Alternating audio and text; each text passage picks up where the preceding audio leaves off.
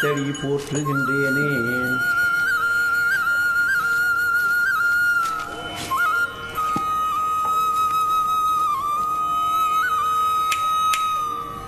மூர்த்தி, அந்த முனையில் போய் உட்காந்து சீட்டாக தானே போகிற? ஏதோ சிட்கோ கம்பெனி வேலைக்கு போகிற மாதிரி சீனை போடுற. போ போ சூதாடி. போயிட்டாரா? ஆரம்பிச்சலாமா? ரெடி. நானும் மக்களில் ஒருவர் தானே, நானே ஆட்சி செய்தால் என்ன? மக்களில் ஒருவர் தான் நீங்கள். ஆனால் கிளம்பிட்டீங்களா? வந்துட்டீங்களா? இதெல்லாம் ஒரு பொழப்பு. ஆனால் விதிக்கப்படும் கொடுமையான வரிகளும் கொடுக்கப்படும் சவுக்கடிகளும் மன்னராக நீங்கள் வாழத் தேர்ந்தவர்களை தவிர ஆளத் தேர்ந்தவர்கள் அல்ல என்பதை நிரூபித்து விட்டன. என்னடா ஏய், ஏண்டா படிங்க சொல்றீங்க, கேட்குங்களாடா நீங்க? என்னத்த உங்க அப்பன மாதிரியே இருக்கீங்க. போங்க. என்ன பண்றான்? டிக்டாக் பிராக்டிஸ் பண்ணிட்டு இருக்காங்க மாமா. துட்டு வருமா? டேய், இதெல்லாம் ஒரு வேலையா?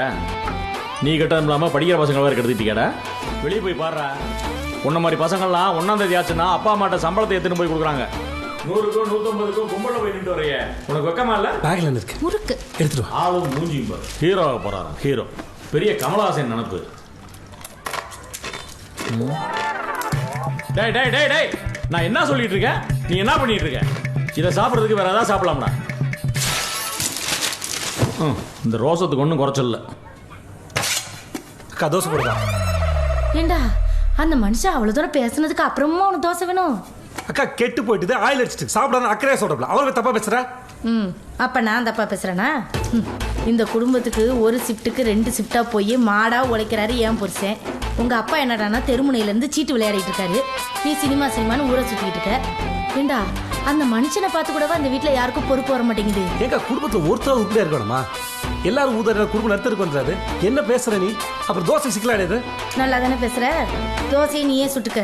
தோசையை முருவலா சுடுறேன்னு கல்ல போட்டு தீச்சிடாத. நெய்டப்பா அங்க வச்சிருக்கேன்டா, எடுத்து ஊத்திக்க. நீங்கள் எல்லாருக்கும் ஒரு பெரிய இன்ஸ்பிரேஷன் சார். உங்கள் பாஸ்கிட்டே வேலை பார்த்து அவருக்கு ஈக்குவலாக வளர்ந்து இன்னைக்கு அவர் பொண்ணையே கேட்க போகிறீங்க. எல்லாத்தையும் கற்றுக்கோ, இந்த மாதிரி விஷயத்தை கற்றுக்காத.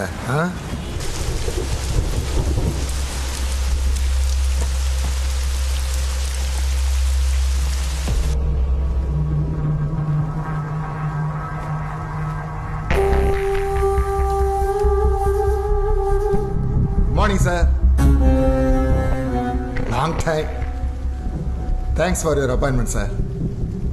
நீங்கள் வந்த விஷயம், என் ஒய்ஃப் என் பையனுக்கு கல்யாணம் பண்ணணும்னு சொன்னான் சார். நானும் அவன்கிட்ட அதை பற்றி பேசினேன். அவன் என்னடானா ஏற்கனவே பொண்ணை பார்த்துட்டேன்றான். கழுத எவ்வளையாவது கூப்பிட்டு வந்து இவதான் என் பொண்டாட்டினானா நம்ம ஸ்டேட்டஸ் என்ன சார் ஆகிறது? ஆனால் அவன் யார் ஃபோட்டோ காமிச்சான்னு தெரியுமா? உங்கள் டாக்டருடைய ஃபோட்டோ சார். அதான் உங்கள்கிட்ட பேசிட்டு போகலான்னு வந்தேன்.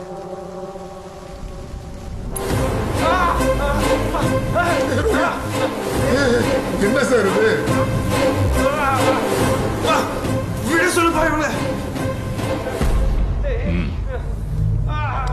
சம்ராஜ், ஒரு பிசினஸ்மேன் ஒரு டாக வளர்த்தான். அந்த டாக அவரை விட ரொம்ப நல்லா பார்த்துக்கிட்டாராம். எங்க போனாலும் கூட்டு போறது கூட்டு வர்றதுன்னு almost as a family member. ஒரு நாள் தான் பொண்ணுக்கு கல்யாணம் பண்ணணும்னு நினைக்கும் போது அந்த டாக் அவர் முன்னாடி வந்து கேட்டுச்சான், ஊரெல்லாம் உங்க பொண்ணுக்கு மாப்பிள்ளை தேடுறீங்களே, நான் உங்க கண்ணுக்கு தெரியலையான்னு. 1000 தான் இருந்தாலும் அது டாக் இல்லையா? அந்த டாக் விட்டுடலாமா இல்ல கொன்னுடலாமா? வேணாம் சார், என் பையனை விட்டுடுங்க சார், ப்ளீஸ் சார். எது எது கூட இருக்கணுமோ அது கூட தான் இருக்கணும்னு சொல்லுவாங்க. Do you know that? தெரியும் சார். அப்போ எக்ஸ்பிளைன் பண்ண வேண்டிய அவசியமே இல்லை. Get lost. என்ன சொல்லிட்டு இருந்த? எனக்கு பிசினஸ்ல ஒரு விஷயம்னா எவ்வளவு தூரம் வேணாலும் இறங்கி போவேன். அதுவே ஸ்டேட்டஸ்லனா இறங்கி வேலை பார்ப்பேன். நான் சைன் பண்ணிட்டேன் சார்.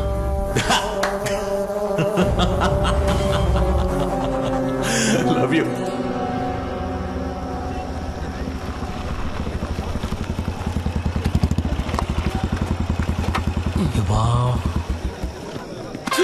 சரி சரி சார். சார் ஷூட்டிங் காஸ்ட்யூம் வந்துட்டு பரவாயில்ல சார். காஸ்டியூம் நம்மால் தான் பார்த்துக்கலாம். அது இல்லை சார். நான் இருக்கேன்ல. ஆமாம் இல்லை சார். சார் இதில் இல்லை சார், இது பணக்காரங்க போகிற இடமா இருக்க.